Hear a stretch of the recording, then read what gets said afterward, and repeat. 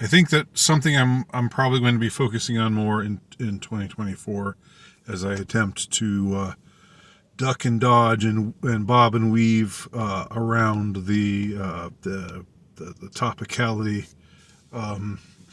specifically the chaos and the avalanche of of Sturm und Drang that will follow in the wake of anything relating to election news. Is I'm going to be talking about books a little more. I could just, I'm probably going to be losing subscribers after saying that. I can just see it happening.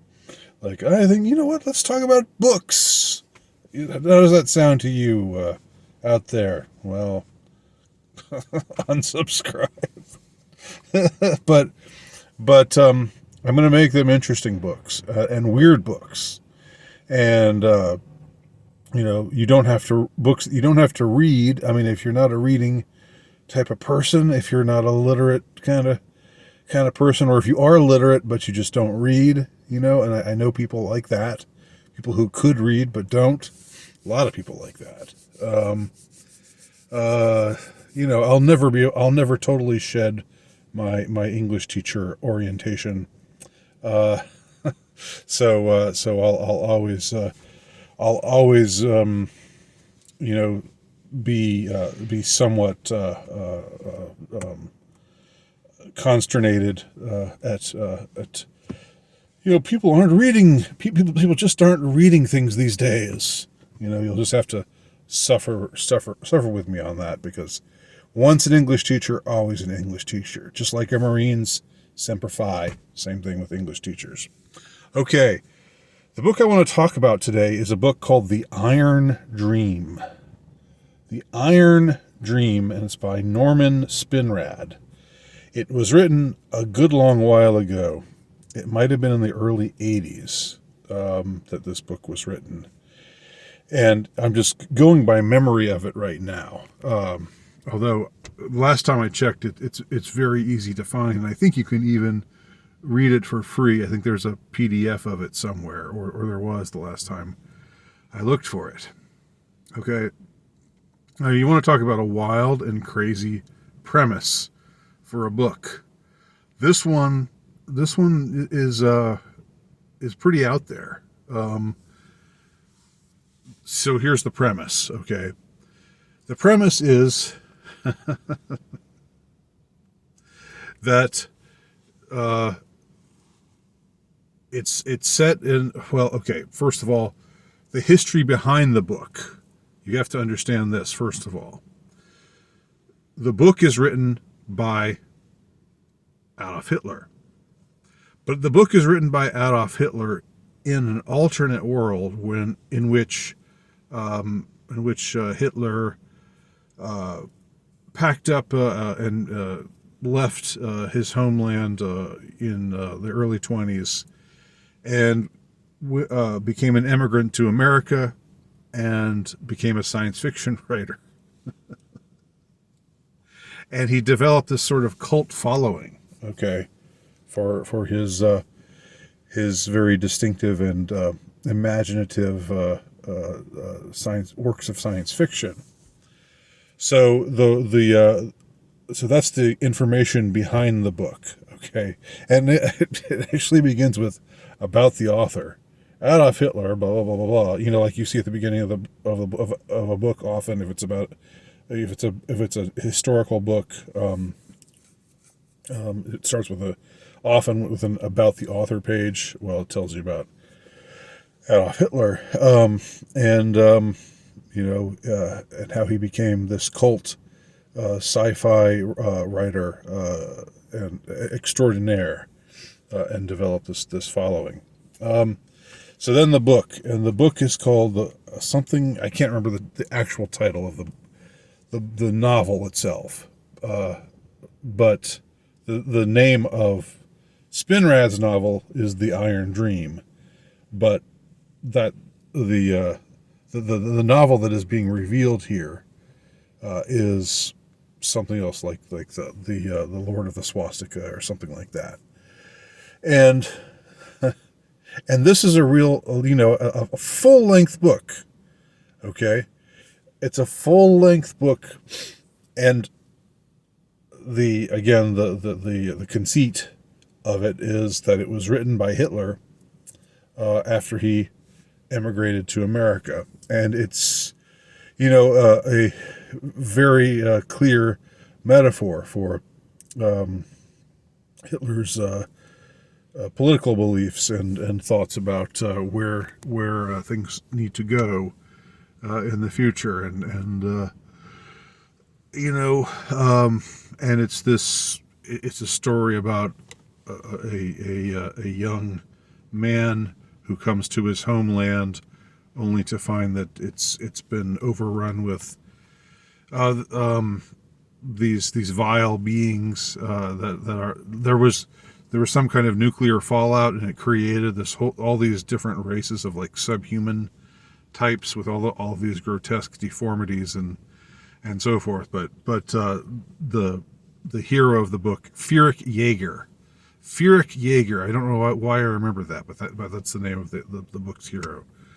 He's the man who comes to his homeland again, after a great war has been fought, and he thinks that he's finally going to escape the degeneracy of all of these subhuman races,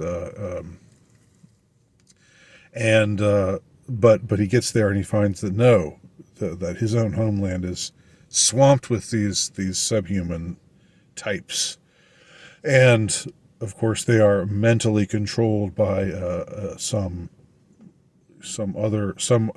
group that has this psychic power to use these subhumans against the true man, against the true dwellers, who belong in this kingdom that he's returned to. So Furyk Yeager starts a movement of true men, and of course he's blonde-haired and blue-eyed, and so we follow this young man who starts this political movement, and it gains ground more and more, but he has to apply ruthless methods to get it done.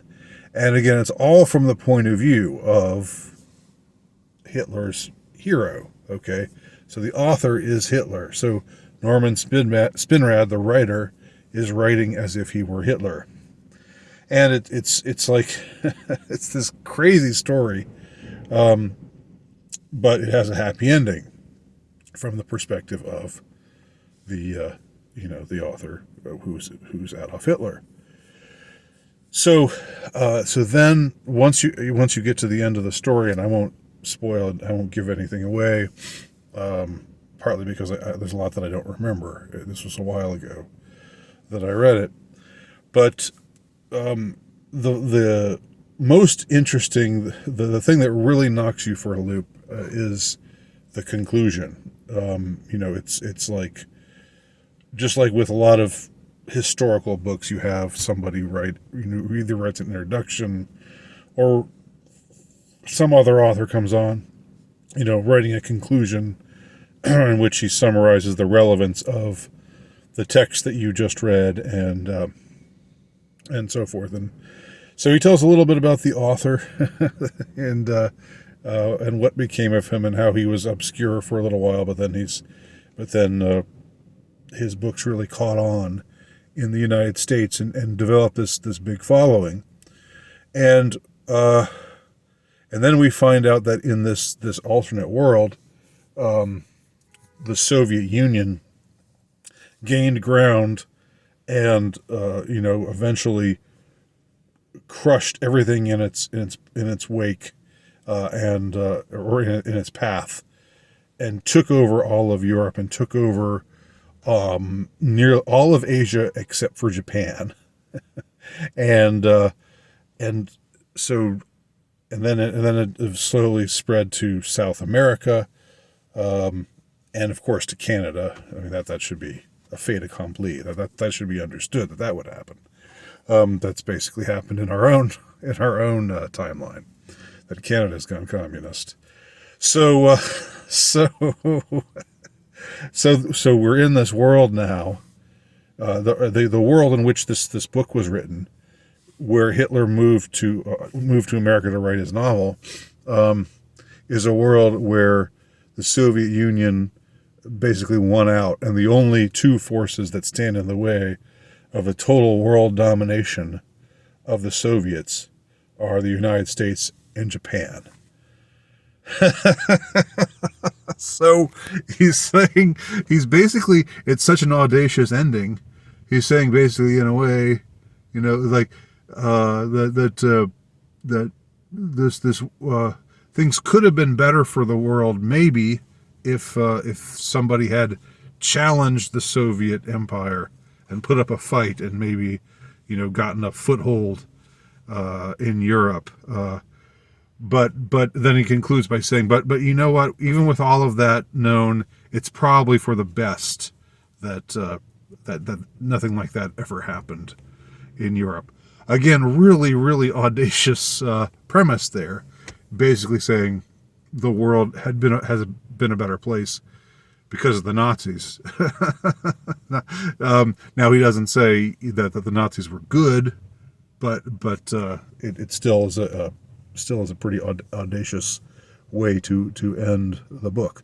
So, The Iron Dream, look it up if what I've said interests you. If you like weird, freaky, out there books with wild, outlandish premises, check out The Iron Dream by Norman Spinrad. Thanks for watching.